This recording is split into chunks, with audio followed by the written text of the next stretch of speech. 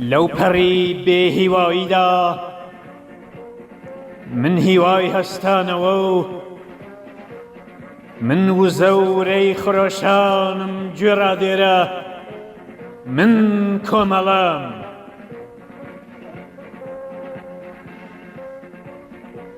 من سەهۆڵبەندانی ڕێبەندانم تواندەوە و هەموو قوژبنێشیم خاکەم کردووەتە گوڵە نێرگز و هیوای ژیانەوەم کردووە بە گیانی سروشتدا.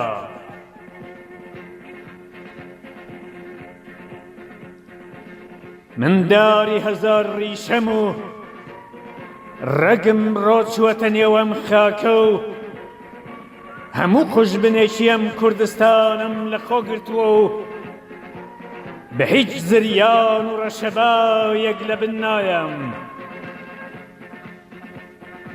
من هەڵقوڵاو لە ناخیم خەڵکەوەم من کۆمەڵام.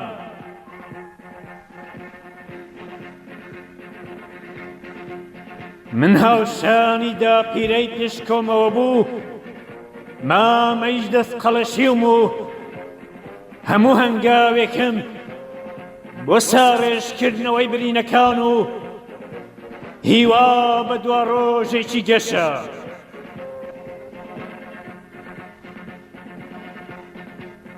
من دەنجی هەژار و جووتیاری ئارەق لە نێو چاوان ئاژین بۆی کوردستان و ڕێنیشان دەری ڕزگاری من فوئادم.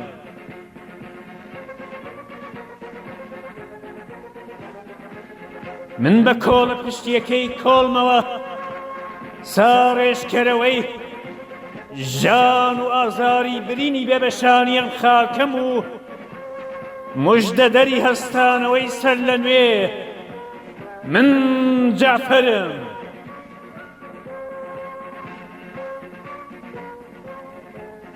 من یەکەم پێش قەراوڵی لە گۆڕناوی زنجیری ساواک و دار و کەلەپچەی دەستی شۆڕە سوارانی ئەو سەردەمم. من هەمەحسێنم من کۆمەڵام.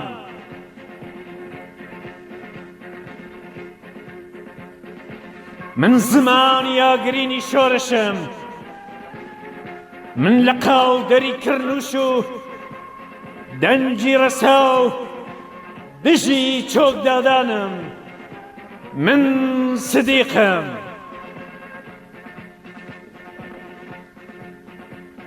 من گوردان شۆرە سوارانی شارەزای سەنگەر و قاڵبووی ژیانی شار و شاخم.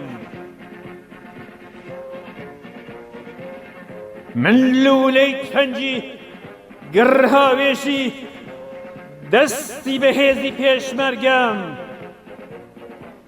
ناسنامەی من ڕێبازی سووری ڕزگاریە من کۆمەڵام. من دەنجی ڕەسایی شەقام و بەگشدا چووی تاریکی و موژدەبەخشی سەڵای ئازادیم من کۆمەڵام. ئێرە دەنگ و ئێرە ڕەنجی کۆمەڵەیە.